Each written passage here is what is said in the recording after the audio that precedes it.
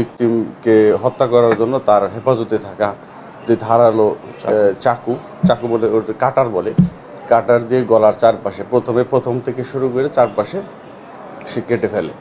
আরও মৃত্যু নিশ্চিত করার জন্য তার পাশে থাকা আঞ্চলিক ভাষায় শিল বা পোতা বলে, এটা দিয়ে তার মুখ মণ্ডল বা কপাল থেতলে দেয়। গত 23 তারিখ বিকাল 5:15 সময় ধামরাই পৌরসভাধীন লাখুরিয়াপাড়া জনৈক সাব্বির হোসেনের বাসার নিচতলায় একটি স্কুল ছাত্রী নাদিয়া আক্তার, সেন্ট্রাল স্কুলের এসএসসি পরীক্ষার্থী, নৃশংসভাবে খুন হয়। এই হত্যাকাণ্ডের ঘটনার সংবাদ প্রাপ্তির সাথে সাথে সিনিয়র অফিসারকে অবহিত করে আমি পুলিশ পরিদর্শক তদন্ত এবং আমার ধামরাই থানার একটি চৌকস টিম ঘটনাস্থল পরিদর্শন করি। ঘটনাস্থলে উপস্থিত হয়ে ভিকটিমের শারীরিক অবস্থা পর্যালোচনা সহ সুরতল রিপোর্ট প্রস্তুত করি এবং পরবর্তী যে আইনানুগ ব্যবস্থা সেটার জন্য আমরা অভিযান পরিচালনা করি। 72 ঘন্টা ময়েশ্চার লক সমৃদ্ধ লিলি বডিওয়াশ শিয়া বাটারের গুডনেস স্কিন রিপেয়ার করে রাখে সফট ও গ্লোয়িং। অভিযানের পরিচালনার প্রথমার্ধে আমরা যেহেতু ভিকটিম একটা রুমের ভিতরে নৃশংসভাবে হত্যা হয়েছে, সেখানে সিসি ফুটেজ আমরা পর্যালোচনা করি ঘটনাস্থল সহ আশেপাশে, এবং মোবাইলের মাধ্যমে যে মোবাইলে কারোর সাথে কথোপকথন হয়েছে কিনা সেটা লেক্সেল সহ তথ্য প্রযুক্তিতে সর্বোচ্চ যে মাধ্যম, আমরা তথ্য প্রযুক্তির সহায়তা নেই।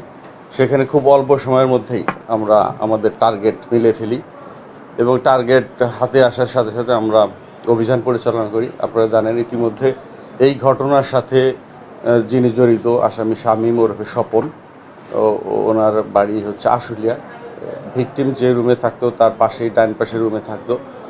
সে ঘটনার দিন বিকাল 5:15 সময় ভিকটিমের বাসায় তার নানুর অনুপস্থিতিতে সে কৌশলে পেঁয়াজ এবং রসুন, এরকম ডিম ভাজার কথা বলে পেঁয়াজ রসুন প্রয়োজন সেই কথা বলে ভিতরে প্রবেশ করে যথারীতি তার যে প্রয়োজন ছিল সেটা বলছে যে আমার কিছু টাকার দরকার, টাকা লাগবে।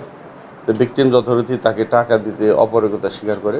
তখন সে প্রথমে কৌশলে ভিকটিমের ওড়না দিয়ে তাকে গলা পেঁচিয়ে ধাক্কা দিয়ে ফ্লোরে ফেলে দেওয়ার পরে এক পর্যায়ে ভিকটিমকে হত্যা করার জন্য তার হেফাজতে থাকা যে ধারালো চাকু বলে কাটার বলে, কাটার দিয়ে গলার চারপাশে প্রথম থেকে শুরু করে চারপাশে সে কেটে ফেলে।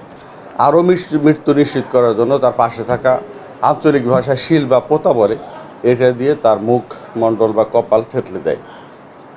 এই ঘটনার স্বীকারোক্তি অনুযায়ী আমরা তাৎক্ষণিক তাকে জিজ্ঞাসাবাদ করি যে এবং ভিকটিমের কাছ থেকে আপনারা জানেন, ইতিমধ্যে জেনেছেন যে ভিকটিমের শরীরে থাকা বিভিন্ন অর্নামেন্ট, স্বর্ণ অলংকার সে নিয়েছে।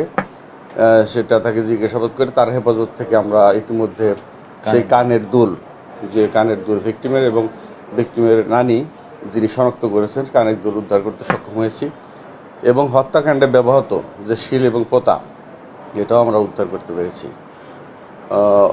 আসামিকে জিজ্ঞাসাবাদে আমাদের কাছে প্রতীয়মান হয়েছে সে একজন অনলাইন জুয়ায় আসক্তর কারণে সে বিভিন্ন স্থানে টাকা ঋণ হয়ে গেছে। সেই ঋণের টাকার জন্য সে বেপরোয়া হয়ে যায় এবং আগে থেকেই হয়তো তার টার্গেট ছিল যে একে যে কোনোভাবে হয় টাকা নেবে, না হলে টাকা বিনিময়ে না দিলে তাকে হত্যা করবে। যথারীতি তার হত্যার যে টার্গেট অনুযায়ী সে হত্যাকাণ্ড সংগঠিত করে এবং শেষে তার শরীর থেকে সেই গহনা চুরি করে নিয়ে যায় এটাকে বলে।